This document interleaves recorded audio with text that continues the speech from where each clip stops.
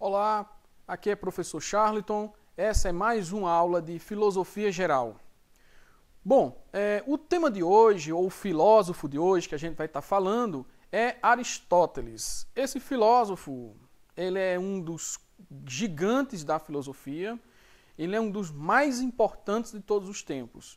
Eu costumo dizer nas minhas aulas que quando a gente vai tratar de filosofia, é obrigatório que a gente se debruce sobre alguns desses gigantes, sobre alguns desses filósofos. E os que eu geralmente pontuo, geralmente que eu coloco primeiro, Platão. Claro que quando a gente está falando de Platão, também a gente inclui Sócrates nesse meio. Como há aquela dúvida se Sócrates é ou não um personagem de Platão, aí a gente já inclui Platão como tratando desses dois. E, consequentemente, Aristóteles. Aristóteles, que foi discípulo de Platão, Platão, seu mestre, mas é obrigatório a gente já começar a falar que os dois vão em linhas opostas, digamos assim, linhas contrárias, linhas que não há uma convergência no pensamento desses dois pensadores. Primeiro porque Platão ele vai estar centrando o seu pensamento, a sua filosofia, no âmbito ideal, no pensamento ideal, no mundo das ideias, digamos assim. E Aristóteles, ele não vai centrar seu pensamento nesse mundo do mestre. Ele vai centrar o seu pensamento no mundo real. E é por isso que Platão vai ser conhecido como o filósofo idealista e Aristóteles como o filósofo realista. Para a gente começar a entender, então, o que seria isso, esse realismo aristotélico, é interessante, é importante que a gente vá começar a entrar mesmo nas teorias, nos conceitos de Aristóteles. Eu não sei se vocês já viram uma pintura do período renascentista, acho que é de Michelangelo, na qual ele faz uma relação onde Platão ele aponta para o céu, dizendo que a verdade, enfim, o conhecimento está no mundo das ideias, nesse céu, e Aristóteles ele vai estar com a mão centrada aqui, como se fosse a realidade é essa mesma, a realidade é onde nós estamos. Então, esses dois pensadores, eles têm essa divergência em relação a onde se encontraria mesmo a verdade. Portanto, quando Aristóteles diz a verdade é essa aqui mesmo, é evidentemente que ele está se referindo a uma situação em que, para adquirir esse conhecimento, a sua epistemologia, digamos assim, a sua teoria do conhecimento, a verdade mesmo em Aristóteles, está naquilo na qual a gente se debruça, naquilo que a gente percebe, naquilo que a gente sente, na materialidade das coisas, no mundo na qual a gente percebe. Então, é a nossa percepção de mundo, é aquela visão de mundo que eu tenho, é aquilo que eu tenho enquanto palpável. Esse é o mundo, é o âmbito na qual Aristóteles vai desenvolver o seu pensamento. Não está, portanto, em um demiurgo, não está na pura forma das coisas, não está no mundo conceitual propriamente dito. Então, esse é o primeiro ponto importante que a gente tem que aqui perceber, que Aristóteles ele relaciona seu pensamento no mundo real, no mundo das coisas na qual são percebidas. Então, para que essa coisa seja percebida na qual Aristóteles desenvolve o seu pensamento, é preciso entender então qual é o método aristotélico propriamente dito para perceber essas coisas, para se deparar, para se confrontar com essas coisas reais. E é preciso a gente dizer e citar até outro filósofo, nesse caso aqui, que é Parmênides. Parmênides é um filósofo pré-socrático, ele vai ter uma divergência com Heráclito, como a gente inclusive já estudou. Heráclito vai sentar o ser enquanto movimento. E Parmênides vai dizer que o ser ele é estático, ele está parado. E essa estabilidade do ser é importante porque é a partir dessa estabilidade que eu percebo esse ser. Bom, por que eu estou tocando em Parmênides e nessa questão do ser estático? Porque Parmênides vai ter um conceito, um princípio importante que vai dar base, que vai fundamentar o pensamento aristotélico, que é o princípio de identidade. Como o ser ele é permanente, ele não se transforma, ele não se modifica, ele tem uma estabilidade na sua condição de ser, então isso só pode advir exatamente de uma lógica que possibilite que o juízo, de alguma maneira, capte, perceba e, consequentemente, traga informações dessa estabilidade. Se fosse eterna mudança, como diz Heráclito, ficaria complicado, ficaria difícil dessa percepção estática, ou seja, dessa permanência, dessa identidade. Essa ideia, essa lógica aqui é importante para dizer o seguinte: aquilo que é A em Parmênides necessariamente tem que permanecer A. Se, por acaso, eu percebesse, me defrontasse com esse A, com esse objeto A, e ao mudar a vista e ao percebê-lo novamente, ao observá-lo novamente, esse já não fosse mais A, fosse B, então perderia a identidade, perderia a lógica nesse sentido do princípio de identidade.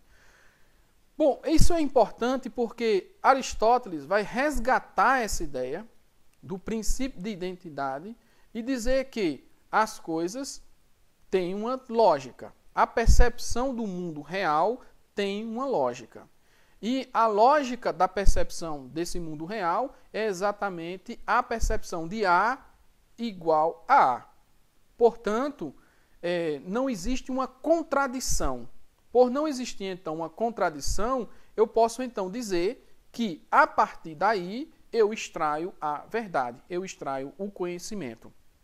É possível, portanto, a partir do princípio de identidade, a partir de uma lógica de permanência do ser, eu posso afirmar que existe, então, uma verdade. E é a partir dessa verdade que eu extraio das coisas, enquanto princípio, que eu posso estabelecer uma epistemologia, um conhecimento real, um conhecimento das coisas e extrair verdades, portanto, dessa metodologia.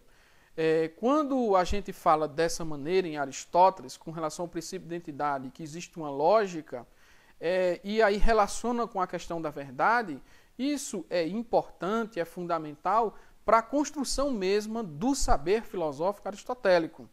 Lembrando que Aristóteles, ele é do período antigo, grego, e os gregos, especialmente Aristóteles nesse caso, ele vai centrar todo o seu pensamento, toda a sua ideia de filosofia naquela colocação em que o universo, o cosmo, ele é um todo organizado. Existe uma organização no universo.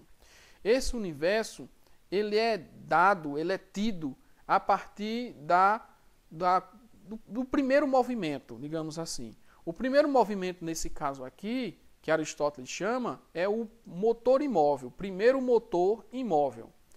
Então, quem é esse primeiro motor? O primeiro motor para Aristóteles é exatamente Deus.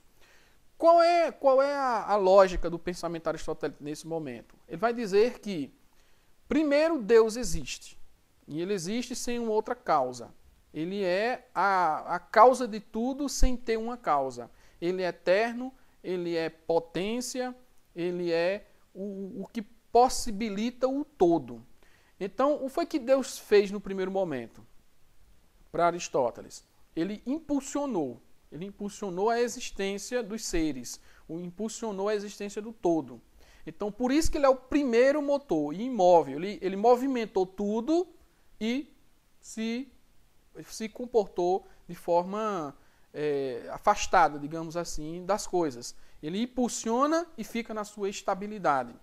É por isso que, com essa questão, Aristóteles vai tentar resolver aquela divergência entre Heráclito e Parmênides. Heráclito como movimento constante e Parmênides como o ser imóvel. Então, o que está estático para Aristóteles? Deus. Deus está parado. E o que é que está em movimento? O seu impulso. Portanto, esse impulsionar, esse movimento que Deus deu a tudo, é o que possibilita exatamente as coisas existirem como existem. Deus, como tudo vem de Deus, então Deus seria a causa primeira, seria o início de tudo. E o movimento das coisas, aí já é a percepção humana, inclusive o que eu posso fazer dessa percepção. É por isso que o ser humano, enquanto pertencente a esse movimento divino, ele também vai ter essa condição de dar causa inicial a determinados objetos, também dá uma causa formal a determinados objetos, a matéria-prima, as coisas do mundo, aos entes do mundo. Consequentemente, a partir da causa formal, da causa inicial, da causa formal, eu vou ter a causa material também, que é justamente aquilo com que eu faço as coisas. Então, dá forma à matéria, dá início a essa construção. Então, o inicial, a causa material, a causa formal, que é quando eu dou forma, sei lá, uma cadeira eu dei forma. Então, peguei a matéria e dei forma a essa coisa. E a finalidade, o que é que eu quero com a cadeira, por exemplo. Então, são as 4 causas de Aristóteles. Então, isso é o ser humano dentro dessa condição divina de possibilitar esse movimento eterno, esse movimento constante, na qual eu, enquanto ser humano, tenho essa possibilidade, eu tenho essa condição de, entre aspas, simular, digamos, a criação divina. Então, causa inicial, causa material, que a coisa é feita, causa formal, a forma que eu dei à coisa, e causa final, que é justamente o que é que eu quero com essa coisa, com esse ente na qual eu criei. Portanto, Aristóteles ele vai estar centrado nessa condição universal, cosmológica, divina. Essa condição cosmológica divina é exatamente a organização na qual todas as coisas existem, na qual o universo existe. Então, Aristóteles ele considera que existe toda uma organização cosmológica, na qual o ser humano, como eu já coloquei, ele é parte dessa organização divina, de Deus, nesse movimento constante, na qual eu posso criar, na qual eu posso desenvolver, e esse meu desenvolvimento, essa minha criação, esse meu pertencimento a essa condição divina tem que estar obrigatoriamente dentro dessa organização cosmológica, dentro dessa organização divina. Qualquer movimento, qualquer ação, qualquer pensamento, qualquer permanência fora dessa organização, eu estarei, de alguma maneira, indo de encontro a essa organização divina. Eu estarei indo de encontro a esse movimento divino. Eu estarei indo de encontro a essa causa inicial divina, a esse primeiro motor divino, a esse movimento divino, a essa condição do ser divino. E com isso eu causo certas instabilidades a essa organização universal. Eu causo instabilidades para essa condição divina, para essa organização divina, o que não é ideal, perdendo inclusive a virtude. Eu não tenho virtude se eu estiver fora dessa condição. Eu não terei virtude se eu estiver fora dessa organização cosmológica. Portanto, para que eu tenha essa virtude, para que eu alcance essa perfeição divina, para que eu esteja alinhado a esse movimento divino, a essa organização cosmológica, eu tenho que estar no encaixe perfeito. Inclusive, eu tenho que buscar esse encaixe. Eu tenho que estar antenado, sintonizado, ligado a essa organização. Se eu estiver nessa condição, nessa organização divina, eu estarei, de fato, no meu encaixe, no encaixe no universo. Cada ser humano, cada indivíduo, cada coisa, cada ente no universo, no cosmos, ele tem o seu encaixe. Com o ser humano não é diferente. Eu tenho que encontrar esse encaixe. Inclusive, Aristóteles vai além, vai dizer que se eu não encontrar esse encaixe, se eu estiver fora desse encaixe, eu não estarei feliz, eu não estarei com o sentimento prazeroso, com o sentimento alegre dentro desse universo. Eu estarei sempre angustiado. As angústias, as perturbações, os problemas que determinadas funções que eu exerço, que eu faço, que eu realizo, que eu me relaciono com as pessoas, vêm desse não encaixe.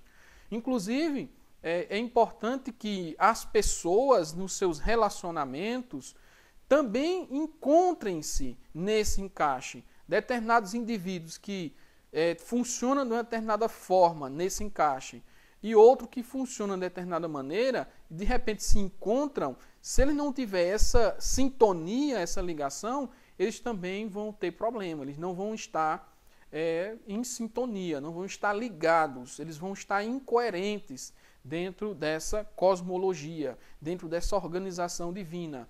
Então é preciso que os dois, ou os três, ou o grupo, ou a sociedade, permaneça nessa função, permaneça nessa ligação, permaneça nesse encaixe. É dessa forma que, naquelas 4 causas que eu coloquei, dentro daquelas 4 causas, eu vou estar o tempo inteiro realizando algo dentro dessa funcionalidade, dentro dessa sistematicidade divina, dentro desse movimento divino.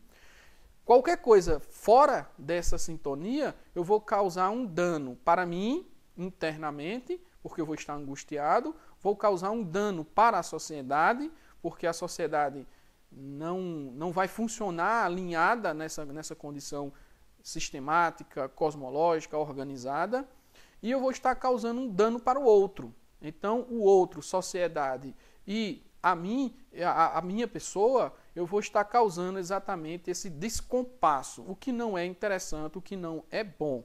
Portanto, Aristóteles ele é muito categórico nessa questão da organização. E tudo isso, para ele, só é possível porque existe uma lógica divina, uma lógica cosmológica, uma lógica universal, uma lógica para tudo. Então, Aristóteles, ele pensa que a realidade, ela se constitui dentro dessa organização, dentro dessa lógica, dentro desse movimento, enquanto causa inicial, enquanto primeiro motor. Isso que eu estou colocando, é bom frisar, é a metafísica aristotélica. Esse primeiro motor é o que dá impulsionamento a toda essa lógica, o que dá impulsionamento a toda essa realidade, esse realismo aristotélico. Portanto, para que eu possa entender toda a organização cosmológica, a organização universal, é preciso que eu encontre, enquanto saber, enquanto epistemologia, a lógica de funcionalidade desse movimento divino. Quanto mais próximo ao entendimento dessa lógica, desse realismo, desse movimento, dessa organização, mais sabedoria eu terei, mais filosofia eu terei. Quanto mais distante disso, menos conhecimento eu terei, menos sabedoria eu terei, menos filosofia eu terei. Para exercer por dentro essa condição e dar dinâmica a tudo isso, para fazer com que eu entenda toda essa realidade, é preciso que eu entenda, então, a lógica. E a lógica aristotélica parte do princípio daquilo que eu já falei, que é de Parmênides. Então, A tem que permanecer A, porque disso aí vem exatamente a causa inicial. Todos os seres têm a sua causa inicial. Todos os entes se finalizam enquanto causa final, que é justamente a condição na qual Aristóteles entende que é o movimento aristotélico, o movimento metafísico aristotélico. Que tem uma outra questão importante, interessante, que é justamente a ideia de ato e potência, que talvez seja o conceito mais importante do pensamento aristotélico. Ato e potência. Vamos entender, então, esse conceito. As coisas geralmente estão em potência. Quando se fala em potência é porque ainda não ele não existe propriamente enquanto causa final. Então, se as coisas não existem enquanto causa final, eles não foram moldados, não foram transformados, esse ente ainda não foi constituído, digamos assim, enquanto predicativo, então esse ente ele existe de alguma maneira, mas existe em potência, ou seja, ainda não é. Mas ele pode vir a ser, como o próprio nome diz, né? Ele pode vir a ser. Então, a partir do momento em que eu inicio a transformação, eu inicio esse objeto, esse ente, enquanto ideia, digamos assim, enquanto conceito, e passo a moldá-lo, então ele passa a se atualizar. Então, aquilo que estava em potência passa a se atualizar. Isso pode acontecer em relação à criatividade, à condição humana de ter, de fazer, de realizar exatamente isso, ou simplesmente as coisas acontecem na natureza, dessa maneira. Exemplo, se eu tenho uma semente de feijão, ora, ali ainda não tem uma árvore, ainda não tem o pé de feijão, digamos assim. O que eu tenho ali é simplesmente uma semente. Mas a partir do momento que essa semente cai na terra, ou alguém coloca na terra, e começa a se germinar aquele pé de feijão, aquela árvore, digamos assim, pode ser um pé de feijão, mas pode ser outra coisa, a partir desse momento aí, o que foi que aconteceu? A semente tinha constituído nele, nessa semente, a árvore feijão, o pé de feijão. Então, quando ele eclodiu, quando ele saiu, então se atualizou, a semente se atualizou. Então, agora você tem um pé de feijão, ele está em ato. Então, ato é aquilo que permanece, de certa forma. É aquilo em que você se depara na realidade e diz que aquela coisa é aquela coisa. Ou seja, A é igual a A. Ou seja, princípio de identidade, pé de feijão. É ato que estava em potência. Com isso, mais uma vez, vale frisar aquela discussão entre Heráclito e Parmênides. O que aconteceu da potência para o ato? Aconteceu um acidente. É aquilo que Aristóteles vai chamar, então, de acidente. É o outro conceito importante nessa discussão. A semente estava em potência, enquanto pé de feijão. Aliás, a semente ela é ato, enquanto semente. Mas nesse ato, enquanto semente, tem a potência de ser um pé de feijão. A partir do momento que foi plantada, aconteceu um acidente. O acidente aconteceu e atualizou a semente para ser o pé de feijão. Então, o que funciona para esse exemplo aparentemente simples, funciona para qualquer outra coisa. O ser humano, a natureza como um todo, a existência como um todo. Deus é ato puro. Lembrando, Deus é ato puro. Por quê? Porque Deus é, simplesmente Deus é. Assim, deixa eu só desligar aqui meu telefone, pessoal.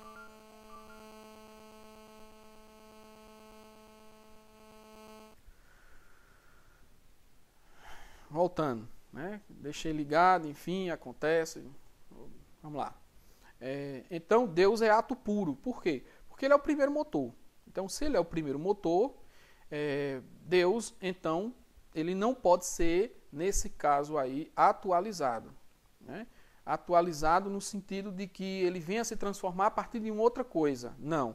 Deus é ato puro. Mas também Deus é potência. Potência pura. E por quê? Porque Deus tem nele todas as condições de existência. Então, tanto ele é ato puro, como também ele é potência pura. Tudo, enquanto potência, já está em Deus. Tudo, enquanto atualização, já está em Deus.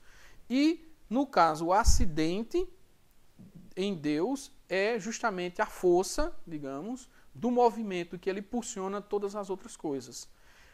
Isso é importante para a gente entender exatamente essa metafísica aristotélica.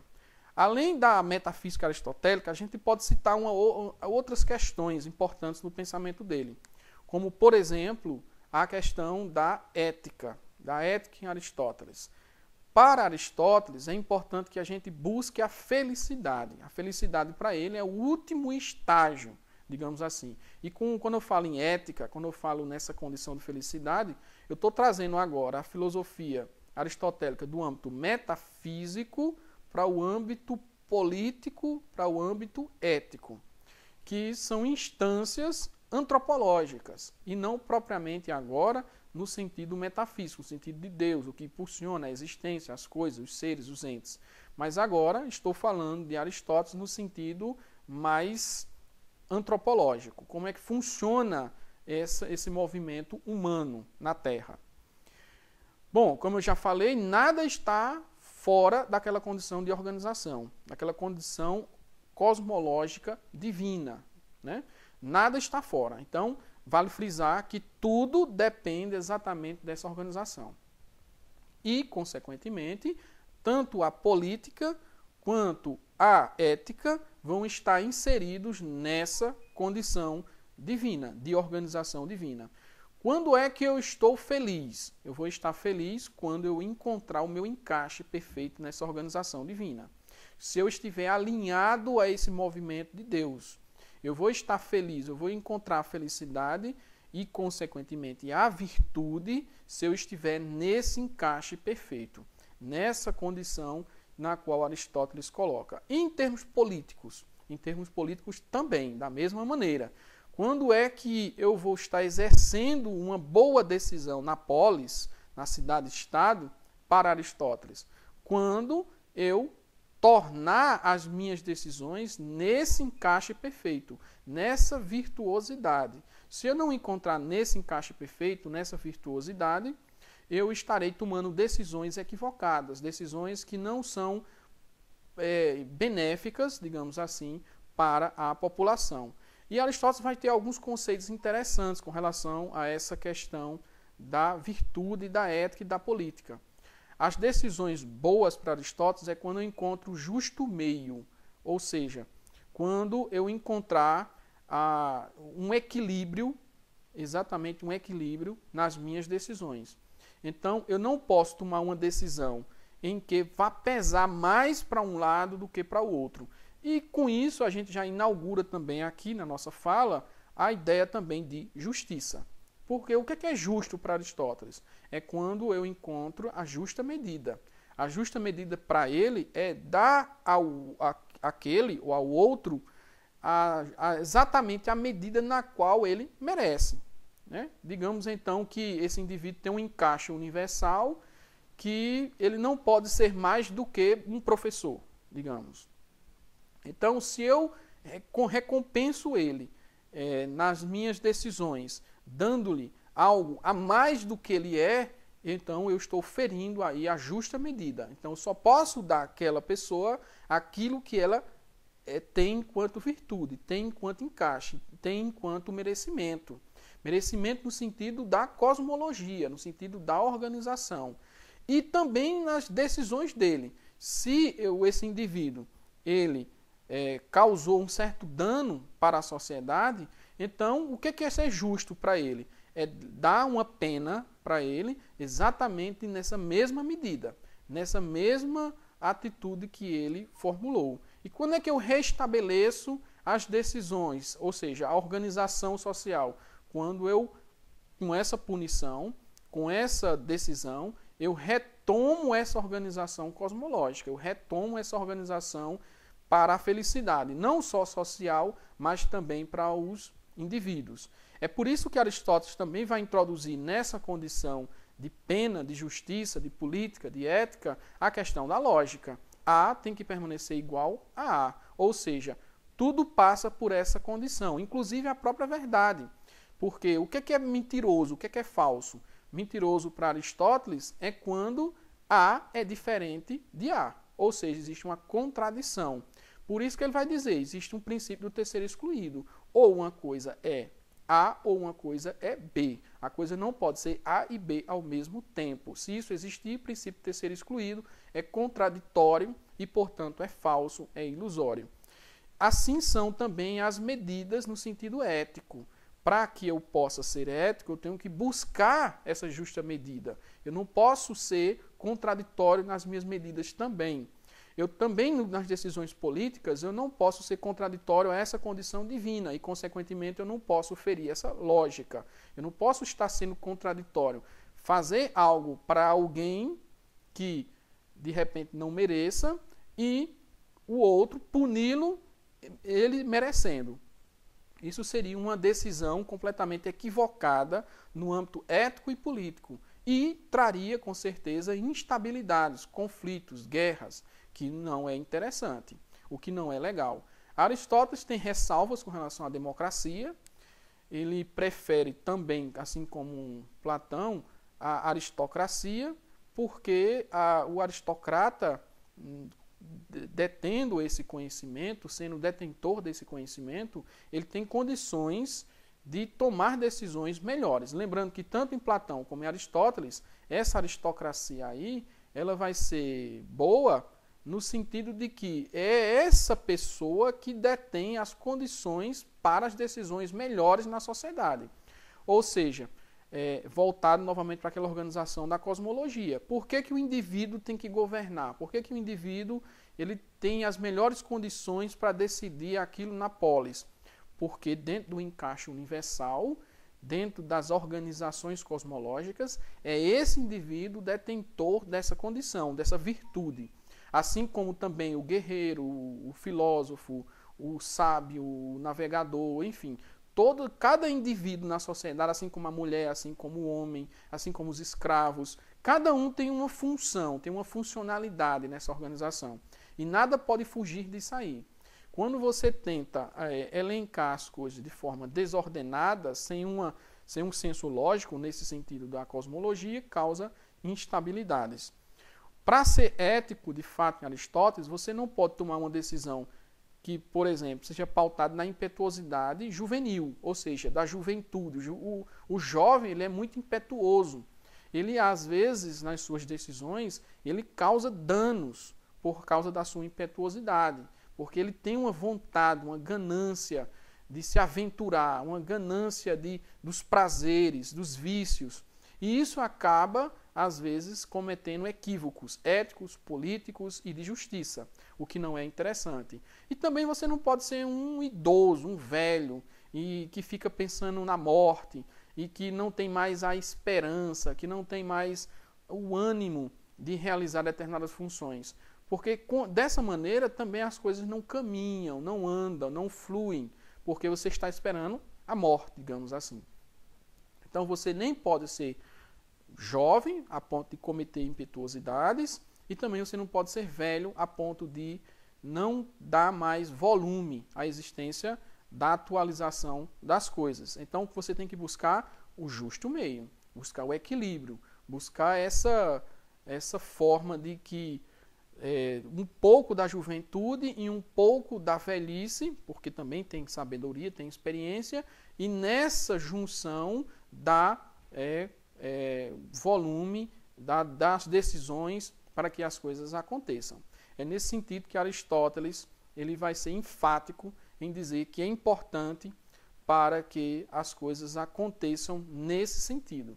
Então, a beleza para Aristóteles também passa muito por essa condição de equilíbrio. Um homem belo, que os gregos também admiravam, o corpo, principalmente masculino, o homem belo é aquele que tem simetria, ou seja, aquele que tem um equilíbrio em todas a sua formação, digamos assim, corpórea. Um homem belo não é aquele que tem um olho maior do que o outro, não é aquele que tem uma orelha acima da outra, não, é aquele que está simetricamente perfeito. Quando eles vão calcular, digamos assim, as distâncias entre uma coisa e outra, ou o tamanho de uma coisa para outra, é tudo exatamente igual. O olho é exatamente igual, outra, a distância do mesmo jeito, o nariz da mesma forma, a orelha em relação à outra, a boca, enfim. Então, tudo está simétrico, não há uma assimetria.